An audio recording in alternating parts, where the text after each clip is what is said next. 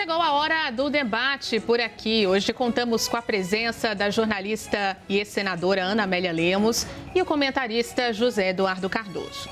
Vamos ao primeiro tema de hoje. O presidente Luiz Inácio Lula da Silva, a gente contou aqui durante o programa, retomou o mote do fim da jornada 6x1, num momento que é considerado estratégico pela campanha, na relação com o Senado e, ao mesmo tempo, com necessidades da campanha do presidente Lula de ter mais pautas positivas em meio ao caso Lulinha. E hoje também foi um dia de agenda de Flávio Bolsonaro no Nordeste, região, vamos lembrar, em que Lula tem tradicionalmente maior vantagem com o eleitorado. Cardoso, queria começar por você. Boa noite, bem-vindo. Lula com 6x1, Flávio no Nordeste, o que pode mudar nessa eleição? Olá, Juliana. Olá, Ana Amélia. Olha, eu acho que nessa fase, nessa reta final, inicial e final, né, porque é tão curto o processo eleitoral, eu acredito que cada uma das candidaturas vai tentar pegar aquilo que de melhor acredita possa apontar para o eleitorado para convencê-lo das suas razões, convencê-lo de que o candidato é o futuro melhor presidente que o Brasil pode ter. Lula pega uma bandeira que ela é popular, que foi articulada e defendida pelo seu governo, que é exatamente a questão da escala de trabalho 6x1, que tem resistências da parte de setores empresariais, mas é muito bem vista pela sociedade, pela alternativa que dá à classe trabalhadora, para que possa ter mais tempo com a sua família, para que possa ter mais tempo de lazer e outras coisas. Então, esta bandeira estava um pouco dificultada por força da relação entre o presidente do Senado e o presidente da República, mas parece que agora as coisas voltaram a fluir.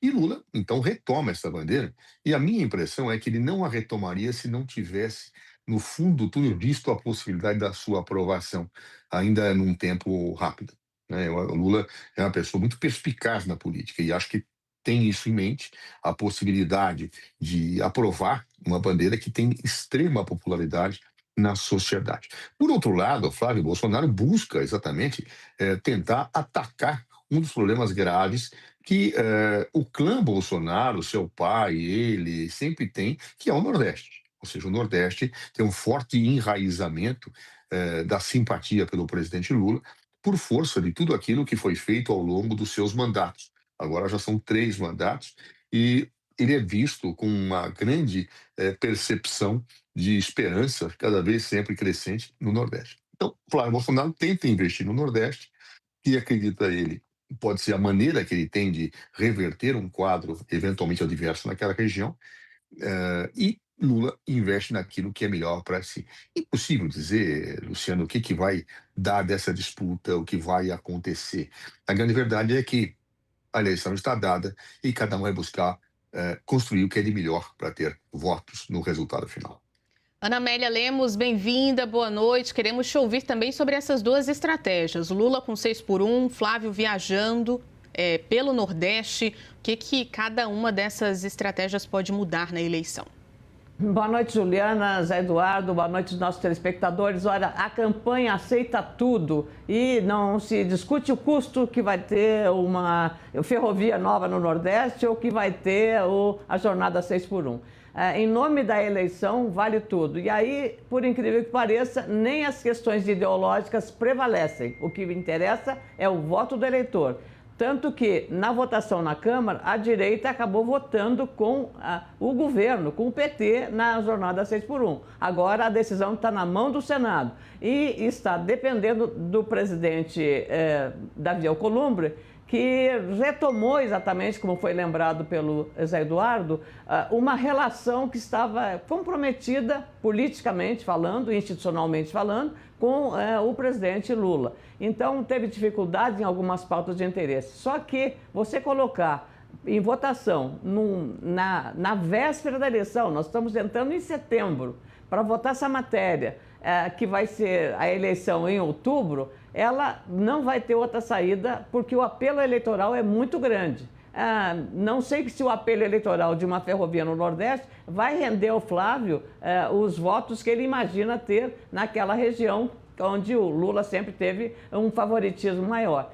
Mas Lula com o 6x1, que é uma iniciativa do parlamento e que ele assumiu como sua, está navegando de braçada em relação a isso. Aí talvez a direita tenha perdido a mão em relação a essa matéria, em relação a tratar o assunto com mais cuidado, a tratar... Hoje mesmo estava conversando agora com setores empresariais que estão alarmados, porque já estão com uma falta e uma escassez de mão de obra, não tem mão de obra disponível na área de frigoríficos, por exemplo. 30 mil são a carência que tem. Se aprovar a jornada 6x1, o argumento é que vai faltar 50 mil, por conta exatamente do estabelecimento da nova jornada. Então, essas questões, aliás, em ano eleitoral, o Brasil deveria ter uma regra que matérias com esse efeito, esse impacto sobre a vida e o cidadão é que vai pagar a conta, de qualquer uma das maneiras, é se não haver uma colocação em pauta de matérias dessa natureza em período eleitoral. Porque aí ninguém tem coragem de votar contra o interesse e o benefício do eleitor. Vou trazer um outro ponto aqui para a gente debater. O ministro Alexandre de Moraes hoje defendeu que o Brasil adote o sistema de voto distrital misto. O que isso quer dizer? Nesse sistema, o território seria dividido em regiões e aí venceria quem tivesse mais votos em cada distrito. E para o ministro Alexandre de Moraes, o modelo que a gente está vivendo hoje, que está em vigor, faliu. Cardoso, esse modelo eleitoral atual, de fato, faliu, como diz Alexandre de Moraes? Faliu e faz tempo. Eu me recordo em 2010, quando eu decidi não disputar mais eleições para deputado, Juliana e Ana, eu fiz uma carta para os meus eleitores dizendo exatamente isso, que enquanto esse sistema eleitoral fosse esse, eu não gostaria mais de disputar nenhuma candidatura proporcional. E já na época eu defendia, e continuo defendendo até hoje, o voto distrital misto, a exemplo do que nós temos na Alemanha, a exemplo do que nós temos em outros países. Claro que tem formas diferentes de construir o voto distrital misto, mas é uma melhor alternativa porque ele combina o voto no distrito, quer dizer, o enraizamento do representante regional, ao mesmo tempo que eu tenho candidatos que são fruto de uma lista que os partidos fazem e que são normalmente candidatos de projeção do voto da opinião. Voto de opinião. Então, portanto, eu acho que é uma excelente combinação, repito, como acontece na Alemanha, em outros países do mundo. O problema é que, pura e simplesmente, o Brasil é inerte em relação à reforma política. Nosso sistema eleitoral é anacrônico, gerador de corrupção, gerador de instabilidade. Nós tratamos a corrupção como, você é o culpado, não, o outro é o culpado, é a direita que é culpada, é a esquerda. Não, não é isso. Nós temos corrupção suprapartidária e supraideológica no Brasil. E por quê? Porque talvez não exista um sistema imune à corrupção, mas alguns sistemas que são mais favorecedores da corrupção. E o nosso favorece. Infelizmente, é a realidade do nosso sistema, isso não sou eu quem diz, são especialistas, estudiosos, cientistas políticos. Nós temos que mudar esse sistema. E há uma lei da inércia, Ana, que é aquela seguinte: quando as pessoas são guindadas ao poder a partir de certas regras, eles não fazem nada para mudar essas regras, porque estão bem no poder. E o Congresso Nacional age dessa forma. O Brasil herdou o sistema político da ditadura porque nós não tivemos uma constituinte autônoma, nós tivemos um Congresso transformado em constituinte. Então, portanto, concluo, assino embaixo do que disse o presidente Alexandre de Moraes, e não assino agora, assino retroativamente, porque eu digo isso há muitos anos.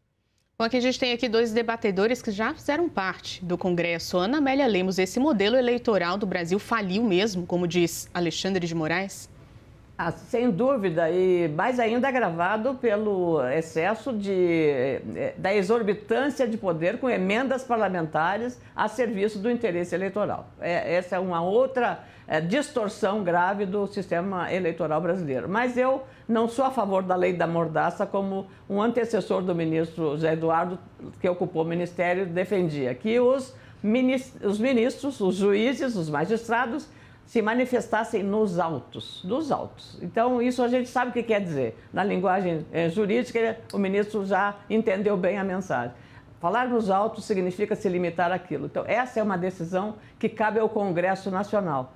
Decidir o Congresso, eventualmente com o Poder Executivo, mas muito mais do Congresso Nacional. Se as lideranças não tiverem disposição para discutir uma matéria dessa natureza, que é muito importante. Eu louvo e lembro, e até faço justiça, ao ex-presidente Michel Temer, que foi um grande defensor do voto distrital, inclusive voto distrital misto. Então, creio que essa seja a fórmula ideal, mas não na manifestação do senhor ministro presidente do TSE, Alexandre de Moraes, no momento que nós estamos nessa, digamos, chegando já às vésperas da eleição.